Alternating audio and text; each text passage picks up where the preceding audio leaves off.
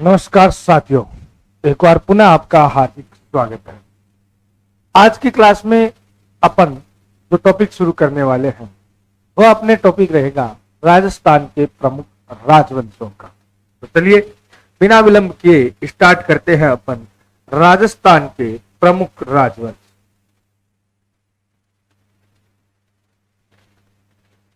राजस्थान के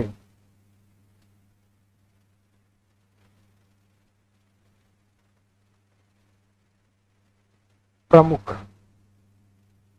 राजवंश। अब राजस्थान में जो राजवंश रहे थे उन राजवंशों की कहानी यह है कि राजस्थान में लगभग जितने भी राजवंश थे प्राचीन काल के अंदर वह सारे राजपूत राजवंश थे। सभी राजपूत राजवंश थे और जितने भी राजवंश है इन राजवंशों में उन्हीं का वर्चस्व था। अपने जैसे मध्य युग के अंदर है वो अलग से, जैसे एक अपने मुस्लिम वंश की स्थापना हुई तो अपने भरतपुर है यहाँ पर जाट वंश की स्थापना हुई, उसकी शाखा फिर धौलपुर में स्थापित हुई थी। तो इनके अलावा राजस्थान के जितने भी राजवंश है वो सारे के सारे राजपूत राजवंश। सबसे पहले राजवंश शुरू करने में सबसे पहले प्रसंग जो आता है वो यही आता है कि ये राजपूत कौन थे।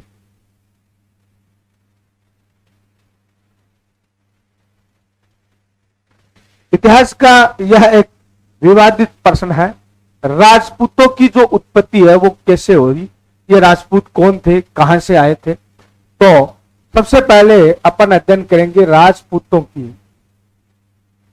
उत्पत्ति का। अब यह जो अपने राजपूतों की उत्पत्ति का प्रसंग है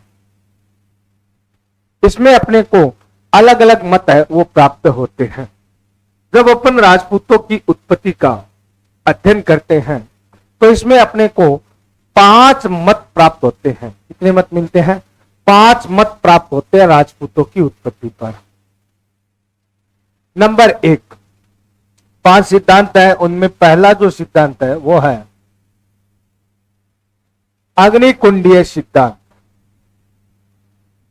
अग्निकुंडीय सिद्धांत पहला जो मत है वो है अग्निकुंडीय सिद्धांत का।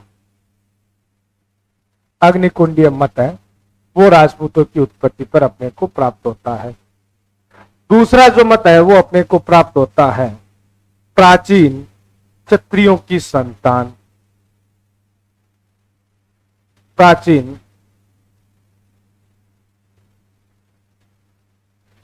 क्षत्रियों की संतान का।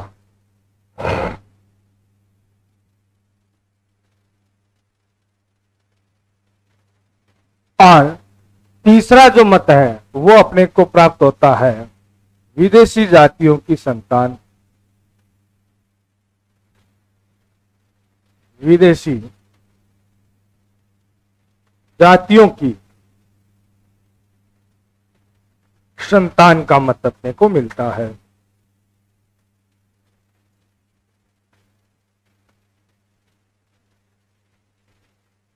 और चौथा जो मत है वो अपने को प्राप्त होता है ब्राह्मणों की संतान।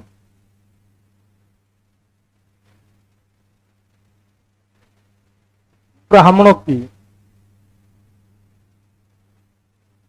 संतान, यह मत अपने को प्राप्त होता है। और 5वां जो मत है वो अपने को मिलता है मिश्रित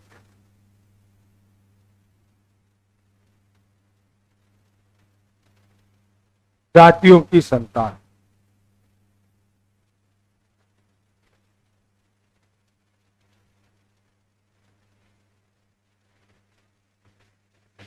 पांच नंबर मत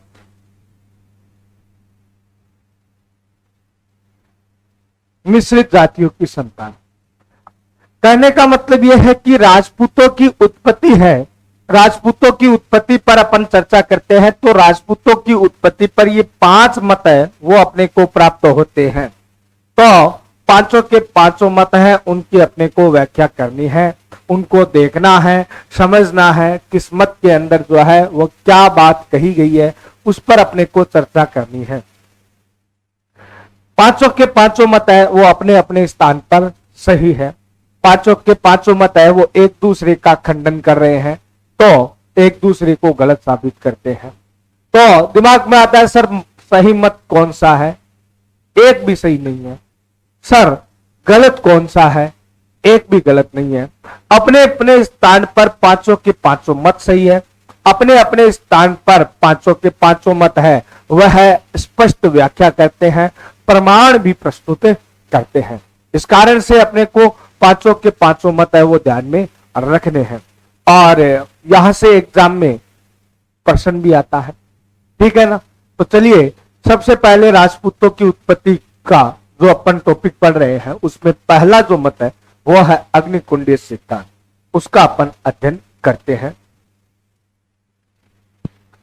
पहला मत है अग्निकुंडीय सिद्धांत।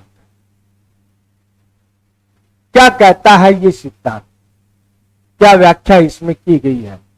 अग्निकुंडीय सिद्धांत, अग्निकुंडीय मत है वो क्या बताता है, इसको देखते हैं।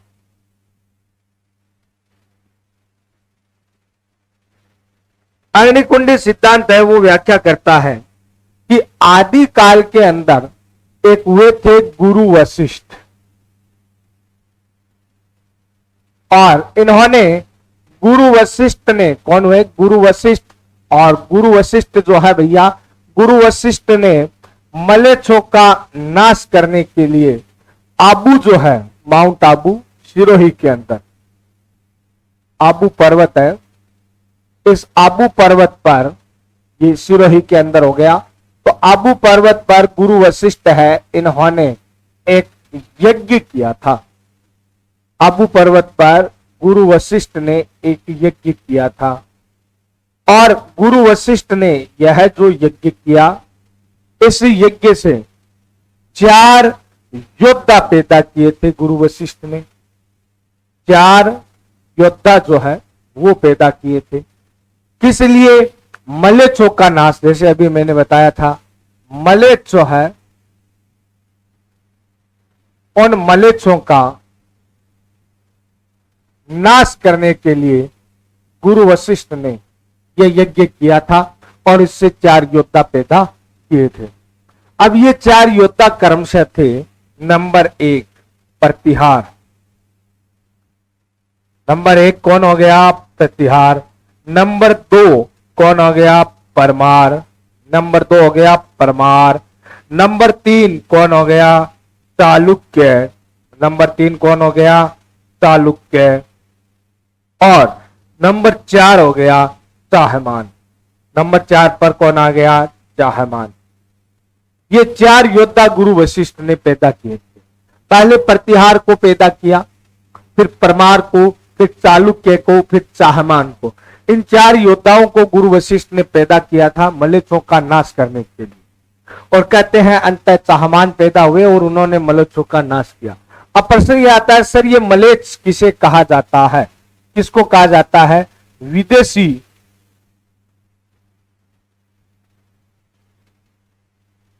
जो आक्रमणकारी है, इन विदेशी आक्रमणकारियों को क्या कहा गया है, प्राचीन भारतीय साहित्य वगैरह में मलेच्छ कहा गया है। ठीक है, ये मत कहता है कि राजपूत है वह इन्हीं योद्धाओं की संतान थी, इन्हीं से आगे अलग अलग वंश चले, और इन अलग अलग वंशों की अलग अलग शाखाएं हैं वह डिवाइड हुई, और उन्हीं के वंशज है वो राजपूत कहलाए। तो स्पष्ट भाषा में अपन कह सकते हैं कि भैया ये मत कहता है कि राजपूतों की जो उत्पत्ति है वह गुरु वशिष्ठ द्वारा आबू पर्वत पर किए गए यज्ञ कुंड से हुई है।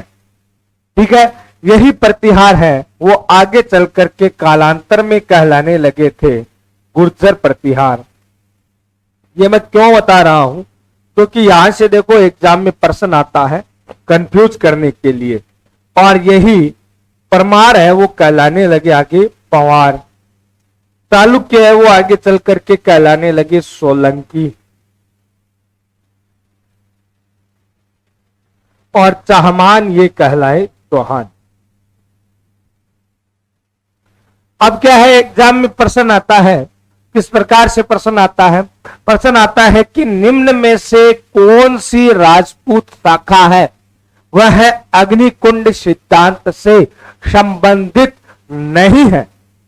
अब इसमें क्या करते हैं, 3 नाम इनमें से दे देते हैं, और ये नहीं कि ये भैया ये प्रतिहार, परमार, चालुक्य, चाहमान दे।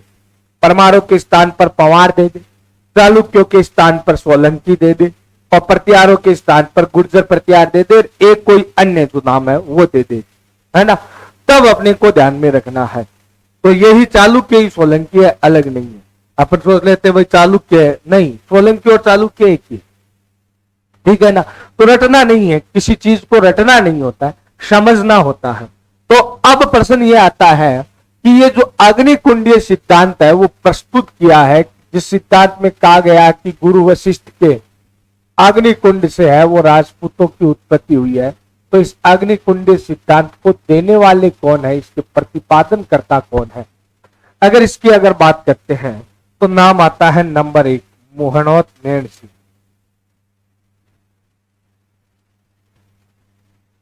मोहनोत नैणसी। अब मोहनोत नैणसी जो है इनका ग्रंथ है नैणसीरी ख्यात, मोहता नैणसीरी ख्यात, ठीक है। नंबर 2 देखिए, इसमें नाम आता है चंद्र बरदाई का।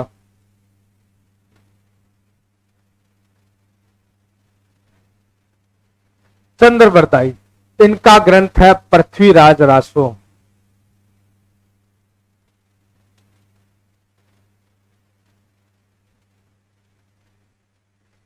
इसमें इन्होंने इस मत का प्रतिपादन किया है। नंबर 3 आता है नाम सूर्यमल मिश्रण का।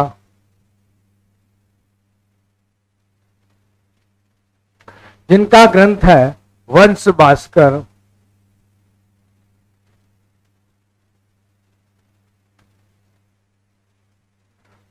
नंबर 4 पर नाम आता है इसका जोधराज का।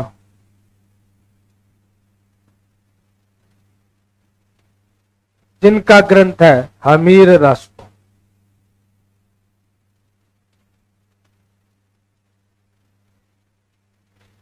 एक श्रृंगधर का भी नाम आता है हमीर रासो में, ठीक है। परंतु श्रृंगधर का जो हमीर रासो है उसमें अग्निकुंडीय जो सिद्धांत है उसका समर्थन नहीं किया गया है। तो यह जो सिद्धांत है, यह सिद्धांत अपने को कहता है कि गुरु वशिष्ठ ने आबू पर्वत पर जो यज्ञ किया था उस यज्ञ से ये 4 राजपूत योद्धा पैदा हुए थे और इनकी संतानें हैं वो राजपूत कहलाई।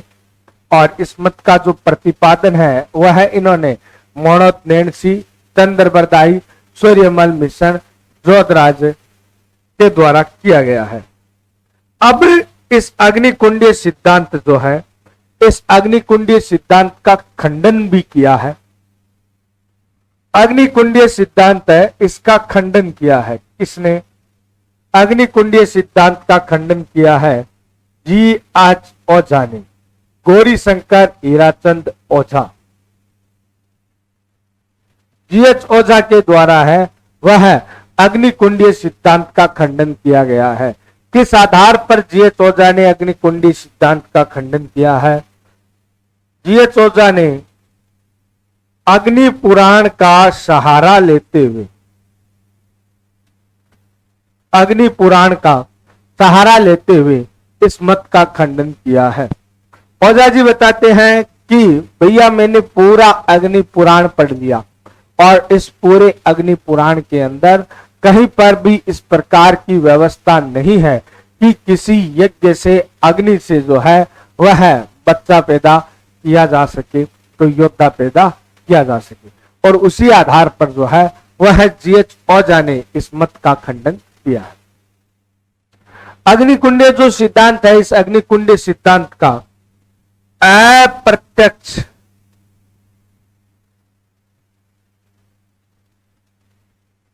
समर्थन भी प्राप्त होता है। और अग्निकुंडीय सिद्धांत का अप्रत्यक्ष समर्थन कौन करता है? अग्निकुंडीय सिद्धांत का अप्रत्यक्ष समर्थन करते हैं अपने राजस्थान के इतिहास के जनक colonel James Tod. Colonel James Tod द्वारा अग्निकुंडीय सिद्धांत है, इसका अप्रत्यक्ष समर्थन किया गया है। अब आप कहोगे सर जी हमने तो ये सुना है कि कर्नल जेम्स टॉड ने राजपूतों को विदेशी जातियों की संतान बताया है, और बिल्कुल सही सुना है आपने। तो फिर कर्नल जेम्स टॉड ने इस अग्निकुंडीय सिद्धांत का अप्रत्यक्ष समर्थन कैसे कर दिया? आपने बिल्कुल सही सुना है, सही पढ़ा है कि कर्नल जेम्स टॉड ने राजपूतों को विदेशी जातियों की संतान ही बताया है। परंतु कर्नल जेम्स टॉड साथ में कहते हैं कि ये जो राजपूत है विदेशी जातियों की संतान है, परंतु यहां पर शासन करने से पूर्व ये अग्नि से निकले थे। अग्नि से निकल करके शुद्ध होकर के इन्होंने शासन शुरू किया था। अब अपना जो मत है वो कहता है कि राजपूत अग्नि से उत्पन्न हुए थे, अग्नि से पैदा हुए थे, और कर्नल जेम्स टॉड है वह क्या कहता है कि ये अग्नि से निकले थे। इस आधार पर कह सकते हैं कर्नल जेम्स टॉड ने अप्रत्यक्ष रूप से इस मत का समर्थन किया है। आगे समझ में बात है? चलिए आगे वाले बिंदु की ओर चलते हैं। आगे वाला जो मत है अपने 2 नंबर, वो है प्राचीन क्षत्रियों की संतान का।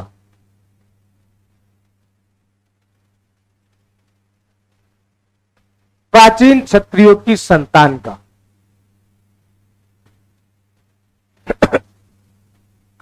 इस मत का प्रतिपादन जो है वह किसने किया है? देखिए, प्राचीन क्षत्रियों की संतान का जो मत है, इस मत का प्रतिपादन GH ओझा ने किया है।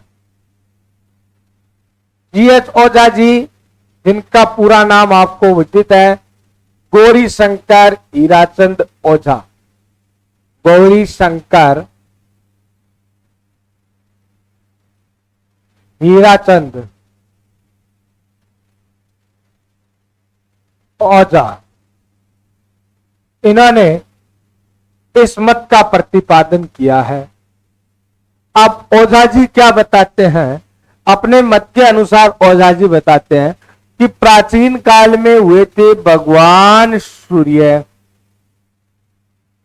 भगवान सूर्य से पैदा हुआ था मनु, और मनु से जो वंश चला वह वंश कहलाया था सूर्य वंश। इस वंश के राजा कहलाए थे सूर्यवंशी। और एक हुए थे चंद्रमा। भगवान चंद्रमा से पैदा हुए थे बुद्ध। चंद्रमा से पैदा हुए थे बुद्ध, और बुद्ध से जो वंश चला वो कहलाया चंद्रवंश।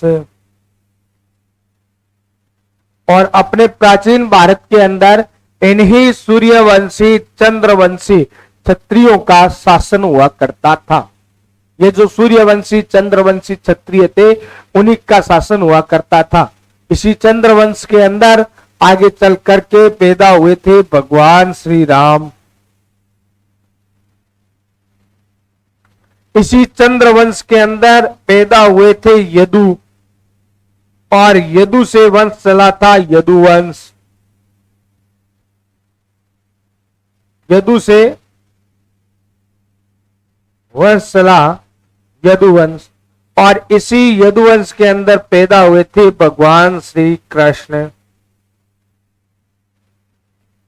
तो जीएच ओझा कहते हैं कि राजपूत न तो विदेशों से आए हैं और न राजपूत किसी अग्निकुंड से पैदा हुए हैं। राजपूत प्राचीन भारत के अंदर ये जो सूर्यवंशी चंद्रवंशी प्राचीन क्षत्रिय थे, उन्हीं प्राचीन क्षत्रियों की संतान है।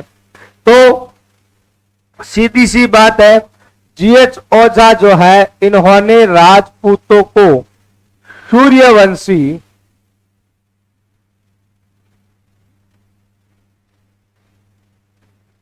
और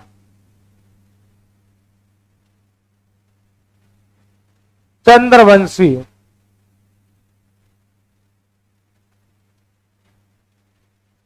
जो क्षत्रिय है वो बताया है। और जीएच ओझा का जो है वो है समर्थन भी किया है सीवी वैद्य ने।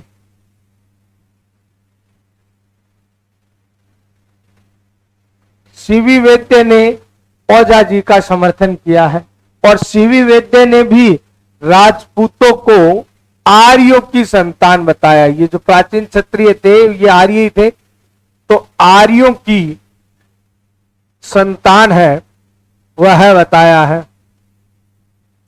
ठीक है। इसके अलावा अपने प्राचीनतम ग्रंथ जैसे जयानक है,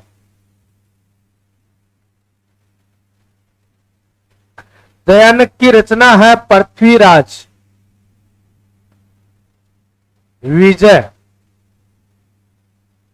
तो जयानक की रचना पृथ्वीराज विजय में भी अपने को इस मत का समर्थन प्राप्त होता है। ठीक है ना। तो इस आधार पर इस मत में राजपूतों को किसी अग्नि कुंड से पैदा हो न होकर के भैया यही भारत के अंदर जो प्राचीन क्षत्रिय शासन करते थे उन्हीं प्राचीन क्षत्रियों की संतान है वो बताया गया है। ठीक है ना। अब यह जो मत है, इस मत के अनुसार अगर अपन बात करें अपने राजस्थान के राजवंशों की, तो वहां पर आपके वो दो राजवंश है वो केवल ध्यान में रखने, केवल दो राजवंश। एक तो देखिए आपको याद रखना है जैसलमेर का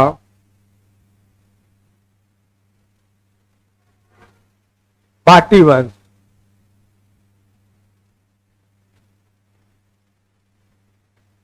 जैसलमेर का जो भाटी वंश है यह अपने आप को बताता है चंद्रवंशी। ठीक है। और एक आपको याद रखना है करौली का यादव वंश। अब यह जो करौली का यादव वंश है, यह करौली का यादव वंश ये अपने आप को बताता है यदुवंशी, भगवान श्री कृष्ण की संतान। तो ये आपको बताता है यदुवंशी। इन दो को ही आपको ध्यान में रखना है।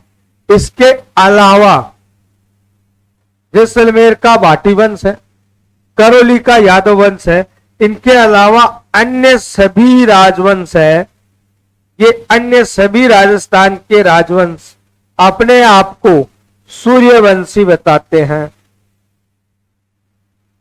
जैसे कोई पूछ ले कि भैया राठौड़ वंश है वो किस वंश में आता है, कछवाहा वंश है वो किस वंश में आता है, चौहान किस वंश में, तो जो भी नाम ले आपको इन दो के अलावा सारे के सारे अपने आप को सूर्यवंशी ही बताते हैं। तो अपना जो दूसरा मत है वो दूसरा मत क्या कहता है, अपना दूसरा मत कहता है कि राजपूत है, यह राजपूत कोई बाहर से नहीं आए हैं, ये प्राचीन क्षत्रियों की संतान है। और प्राचीन काल में ये जो क्षत्रिय सूर्यवंशी चंद्रवंशी क्षत्रिय थे जिन्होंने यहां पर शासन किया, बस वही राजपूतों के आदि पूर्वज हैं। और इस मत का प्रतिपादन जो है वो जीएच ओझा के द्वारा है वो किया गया है। आगे समझ में बात है। अब अपन चलते हैं अपने आगे वाले मत की ओर। आगे वाला 3 नंबर मत है अपने विदेशी जातियों की संतान का। तीसरा मत है विदेशी जातियों की संतान का। अब यह जो विदेशी जातियों की संतान वाला मत है, ये क्या कहता है? ये मत कहता है कि राजपूत है वो न तो अग्निकुंड से पैदा हुए हैं और राजपूत है वो न प्राचीन क्षत्रियों की संतान है। ये राजपूत कौन है? ये राजपूत बाहर से आने वाले विदेशी जो आक्रमणकारी है। ये मत कहता है राजपूत बाहर से आने वाले विदेशी जो आक्रमणकारी है, इन्हीं आक्रमणकारियों की संतान है। इन आक्रमणकारियों ने भारत के क्षेत्र पर आक्रमण करके अधिकार कर लिया और अधिकार करके यहां पर शासन करना शुरू कर दिया। तो स्पष्ट रूप से यह जो मत है वह राजपूतों को विदेशी बताता है। अच्छा, अब यह जो मत है, इस मत का प्रतिपादन है वह लगभग विदेशी इतिहासकारों ने ही किया है। इसके प्रतिपादन में नाम आता है कर्नल जेम्स टॉड का। Colonel James Tod, colonel James Tod का नाम आता है, कनिगम का नाम आता है, स्मिथ का नाम आता है,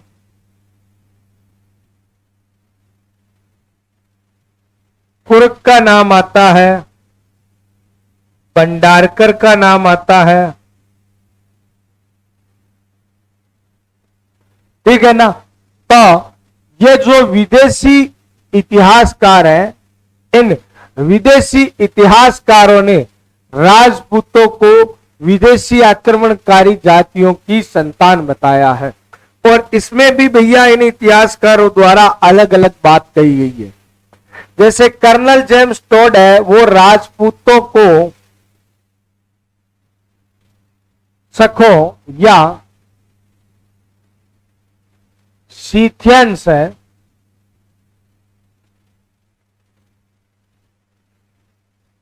की संतान बताते हैं। कर्नल जेम्स टॉड कहते हैं राजपूत जो है वह शकों की संतान है। शक विदेशी आक्रमणकारी थे।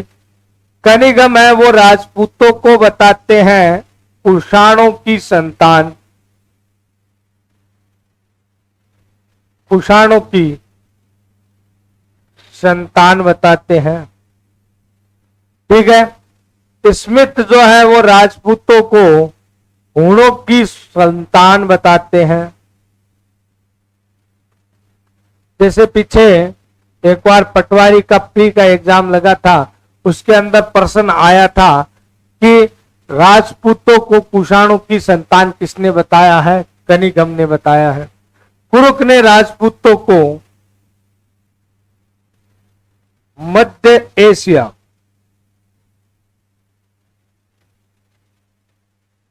से आना बताते हैं।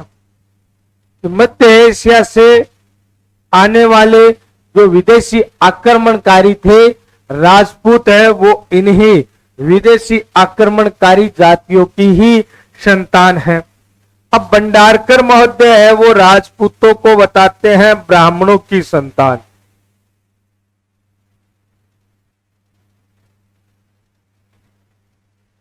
भंडारकर महोदय राजपूतों को क्या बताते हैं? भंडारकर महोदय राजपूतों को ब्राह्मणों की संतान बताते हैं। आई समझ में बात है? अब देखिए यह जो भंडारकर है यह राजपूतों को ब्राह्मणों की संतान बताता है। अब आप कहोगे सर भंडारकर जब राजपूतों को ब्राह्मणों की संतान बताता है तो विदेशी जातियों के सिद्धांत में या इस मत में भंडारकर का नाम क्यों आया है? बिल्कुल भैया, भंडारकर का नाम दोनों जगह आता है, ब्राह्मणों की संतान वाले मत में भी और यहां पर भी, क्योंकि भंडारकर कहता है कि जिस मूल ब्राह्मण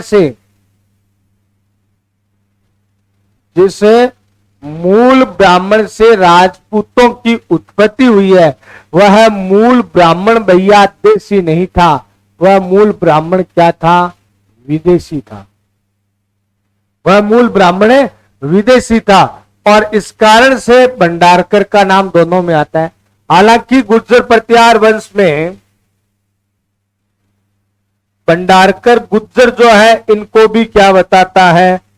भंडारकर इन गुर्जरों को भी विदेशी बताता है। ठीक है ना? गुर्जर प्रतिहार राजवंश है, उसमें जब अपन पढ़ते हैं तो भंडारकर उनको भी विदेशी गुर्जर से उत्पत्ति मानता है प्रतिहारों की। तो यह स्पष्ट भाषा में है कि भाई ये जो मत है वो सरल रूप में कहता है कि राजपूत विदेशी आक्रमणकारियों की संतान है और इसका प्रतिपादन Colonel James Tod, Cunningham, Smith, Crooke और भंडारकर ने किया है और अलग अलग विदेशी जातियों से इनकी उत्पत्ति बताई है। चलिए आगे चलते हैं और अपने 4 नंबर मत है उसका अध्ययन करते हैं। अपना चौथा मत कहता है राजपूत है वो किसकी संतान है? ब्राह्मणों की संतान है।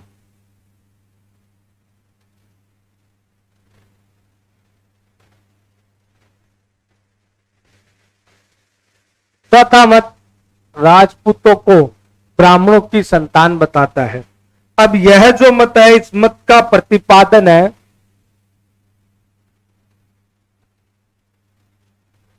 वो उन्होंने किया है डी.आर. भंडारकर ने।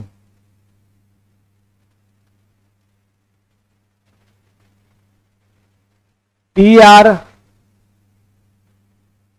भंडारकर है, इन्होंने ही इस मत का प्रतिपादन किया है और इस मत का प्रतिपादन करते हुए डी.आर. भंडारकर है, इसने राजपूतों को ब्राह्मणों की संतान बताया। हालांकि एक स्थान पर यह कहता है कि जो विदेशी ब्राह्मण है उनसे राजपूतों की उत्पत्ति हुई है। आई समझ में बात? तो भंडारकर ब्राह्मणों की संतान वाले मत का प्रतिपादन करता है और स्पष्ट रूप से यह मत कहता है कि जो राजपूत है वो क्या है? ब्राह्मणों की संतान है, ब्राह्मणों से उत्पत्ति हुई है। डी.आर. भंडारकर का जो समर्थन है वो आधुनिक इतिहासकारों ने भी किया है।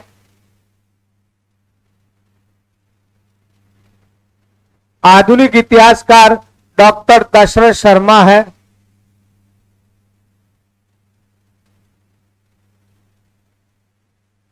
इन्होंने भी डी.आर. भंडारकर का समर्थन किया है। अच्छा, गोपीनाथ शर्मा है,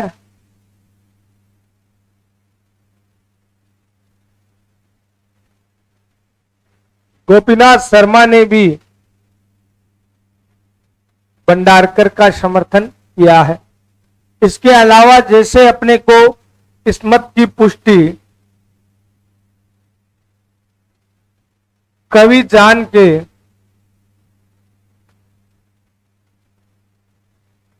कायम खां रासो से भी होती है। कवि जान का है कायम खां रासो, इसमें भी ब्राह्मणों की संतान मानते हैं राजपूतों को। और बिजोलिया जो शिलालेख है जो चौहानों से संबंधित है, इस बिजोलिया शिलालेख है, इस बिजोलिया शिलालेख में भी इस मत का समर्थन मिलता है जिसमें चौहानों को वत्स गोत्रीय ब्राह्मण बताया गया है। अच्छा, कुंभलगढ़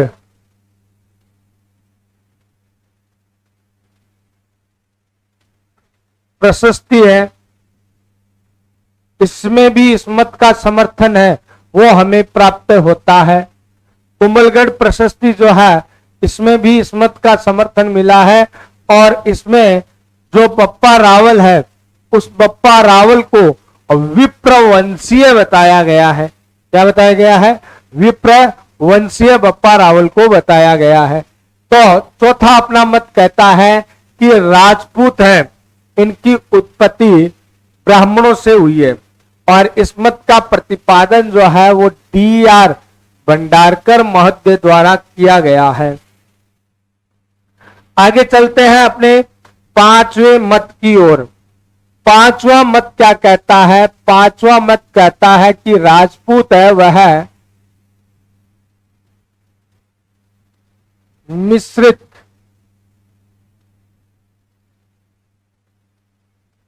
जातियों की संतान है। यह मत राजपूतों को मिश्रित जातियों की संतान बताता है। अब कैसे बताता है ये देखो, इसको समझना है। वैस इस मत का प्रतिपादन है वह चट्टोपाध्याय महोदय द्वारा किया गया है। चट्टोपाध्याय महोदय द्वारा इस मत का प्रतिपादन किया गया है, और यह मत राजपूतों को मिश्रित जातियों की संतान बताता है। अब देखिए कि चट्टोपाध्याय महोदय ने इस मत को एक्सप्लेन कैसे किया। डॉक्टर चट्टोपाध्याय महोदय कहते हैं कि प्राचीन काल में ये भारत का जो क्षेत्र था, इस संपूर्ण क्षेत्र पर एक केंद्रीय शक्ति का शासन हुआ करता था। अब प्राचीन काल में अनेकों विदेशी आक्रमण है वो भारत पर होते हैं, तो इन विदेशी आक्रमणों से क्या हुआ? इन विदेशी आक्रमणों से यह जो केंद्रीय सत्ता है इसका ह्रास हो गया, केंद्रीय सत्ता है वो समाप्त हो गई। अब केंद्रीय सत्ता जब समाप्त हो गई तो इस क्षेत्र में भैया सामाजिक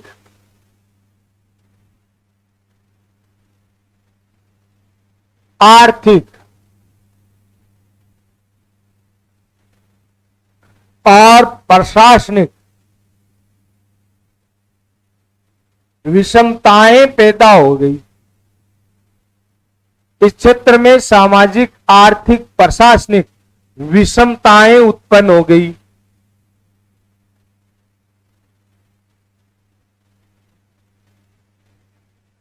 जैसे भाई इस क्षेत्र पर, इस पूरे क्षेत्र पर, ये जो संपूर्ण क्षेत्र है इस पर एक केंद्रीय शक्ति का नियंत्रण था, और जब वो केंद्रीय शक्ति समाप्त हो गई तो भैया उसका नियंत्रण भी समाप्त हो गया, और उसका नियंत्रण समाप्त हो गया तो भैया क्या हुआ कि इस क्षेत्र में सामाजिक आर्थिक प्रशासनिक विषमताएं उत्पन्न हो गई। यानी कोई कानून नहीं रहा, और जब कोई कानून नहीं रहा, कोई नियम नहीं रहे, तो समाज में अव्यवस्था फैलती है कि नहीं फैलती? आज अपने देश में संविधान के अनुसार जो है वो शासन चल रहा है, सरकार शासन चला रही है, हमारे द्वारा चुने गए व्यक्ति है वो, परंतु वो शासन चला रहे हैं, कानून व्यवस्था स्थापित है, ठीक है ना। तो उसके बावजूद आप आए दिन रोजाना समाचार पत्र में चोरी डकैती बलात्कार ऐसी घटनाएं नित पढ़ते हो, अखबार भरा रहता है घटनाओं से, हत्या वगैरह। अब जब सोचो, एक कल्पना करके देखो कि जब पूरा क्षेत्र है वह किसी के नियंत्रण में नहीं होगा, जब इस क्षेत्र में कोई कानून नहीं होगा, तो इस क्षेत्र की व्यवस्था कैसी होगी? कितनी दुर्दशा है वो यहाँ की होगी। समाज के अंदर जो है वो चोरी डकैती बलात्कार हत्या इस प्रकार से के जुर्म जो है वो खुलेआम होने शुरू हो जाएंगे। तो इससे क्या हुआ? सामाजिक अव्यवस्था उत्पन्न हुई कि नहीं हुई? आर्थिक अव्यवस्था भी उत्पन्न हो जाती है। अर्थव्यवस्था है उस पर सीधा सा प्रभाव पड़ता है। मनमानी दर पर वस्तुएं बेचना, और आज नियम बना हुआ है, कानून बना हुआ है, वस्तुओं का मूल्य निर्धारित है, कोई भी एमआरपी से ज्यादा नहीं ले सकता। क्यों? क्योंकि नियंत्रण है, कानून है। तब अब केंद्रीय सत्ता जब नहीं रहेगी तो सामाजिक आर्थिक और प्रशासनिक इस प्रकार की विषमताएं उत्पन्न हो जाएगी। इन विषमताओं को दूर करने के लिए, अपनी प्रजा को सुख पहुंचाने के लिए अलग अलग ये जो पूरा क्षेत्र था इसमें अलग अलग जो श्रेष्ठ व्यक्ति थे, जो योद्धा थे, जो शक्तिशाली थे, जो नेतृत्व का गुण लिए हुए थे, उन्होंने अपने अपने क्षेत्रों पर अधिकार करके यहां पर शासन करना शुरू कर दिया। कहीं पर किसी ब्राह्मण ने, कहीं पर किसी क्षत्रिय ने, कहीं पर किसी शूद्र ने, कहीं पर किसी वैश्य ने, और कहीं पर कोई विदेशी है उसने, जैसे ऊण है, कुषाण है, वगैरह वगैरह बहुत सारे थे। तो इन्होंने अलग अलग क्षेत्रों पर शासन करना शुरू कर दिया। अब चट्टोपाध्याय महोदय कहते हैं कि प्राचीन भारत के अंदर जो शासक है वह बड़े बड़े क्षेत्रों के शासक हुआ करते थे, जिनको सम्राट, विराट, भोज, भोज्य, स्वराट, स्वरराट, इस प्रकार के बड़े बड़े नामों से जाना जाता था। और अब क्या है कि छोटे छोटे क्षेत्रों के ये जो शासक है वो कहलाते थे राजा। छोटे छोटे इन क्षेत्रों के शासक कहलाते थे राजा, जिन्होंने अपने अपने क्षेत्रों पर अधिकार करके शासन स्थापित किया था। अब इन राजाओं की क्या हो जाती है, एक ना एक दिन मृत्यु होनी है, वो सारे राजा है, कोई अमर नहीं रहता। एक दिन इन राजाओं की मृत्यु हो गई तो फिर इन राजाओं के जो पुत्र थे, इन राजाओं की जो संतान थी, राजाओं की संतानों ने, उनके पुत्रों ने शासन संभाल लिया। प्रजा जो है वो राजाओं की इन संतानों को कहती थी राजपुत्र।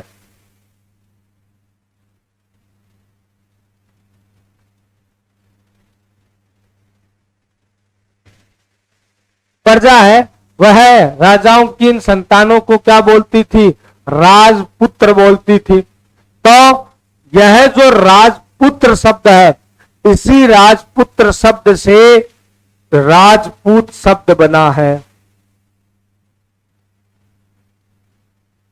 तो चट्टोपाध्याय महोदय कहते हैं कि राजपूत जो है वो कोई एक जाति नहीं है, राजपूत कोई एक जाति नहीं है। राजपूत जो है वह है, ये अलग अलग जातियों ने यहाँ पर जो शासन किया, ये जो अलग अलग राजा थे, उन अलग अलग राजाओं की जो संतानें हैं वही राजपूत कहलाई थी। तो कोई एक जाति न होकर के मिश्रित जातियों की क्या है, संतान है राजपूत। अच्छा, इस मत को अपन दूसरा नाम भी दे सकते हैं। क्या नाम दे सकते हैं कि राजपूतों की जो उत्पत्ति है, इधर देखिए, इस मत को अपन एक दूसरा नाम भी दे सकते हैं, एग्जाम में भी कई बार आ जाता है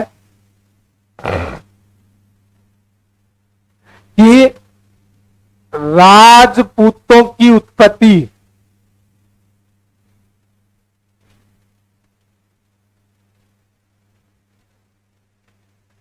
सामाजिक,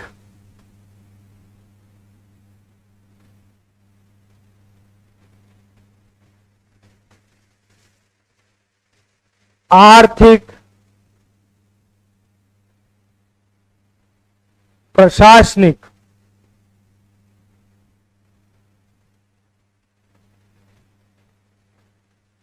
विषमताओं की मांग पर हुई है।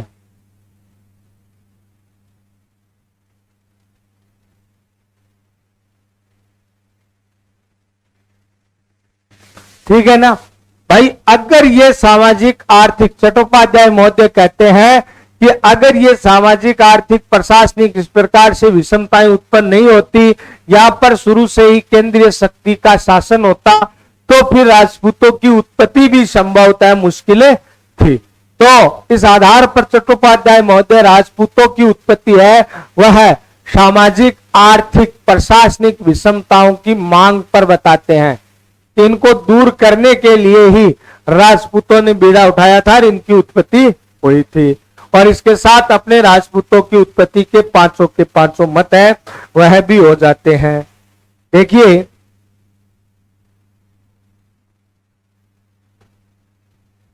पांच मत मैंने आपको राजपूतों की उत्पत्ति पर बताए थे, और इनमें पहला मत अग्निकुंड सिद्धांत, जो कहता है कि गुरु वशिष्ठ के आबू पर्वत पर जो यज्ञ है उससे राजपूतों की उत्पत्ति हुई है।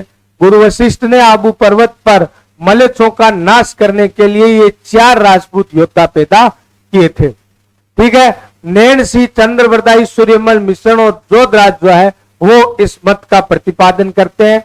G.H. ओझा इस मत का खंडन करते हैं और कर्नल जेम्स टॉड इस मत का अप्रत्यक्ष समर्थन करते हैं। दूसरा जो मत है वो है अपने प्राचीन क्षत्रियों की संतान वाला मत है और इस मत का जो प्रतिपादन है वह है G.H. ओझा ने किया है, गौरीशंकर हीराचंद ओझा।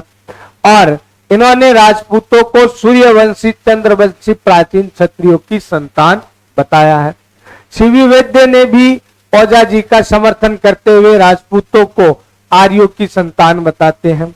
पृथ्वीराज विजय जो जयानक की रचना है उसमें भी अपने को राजपूतों को सूर्यवंशी, चंद्रवंशी बताया गया है।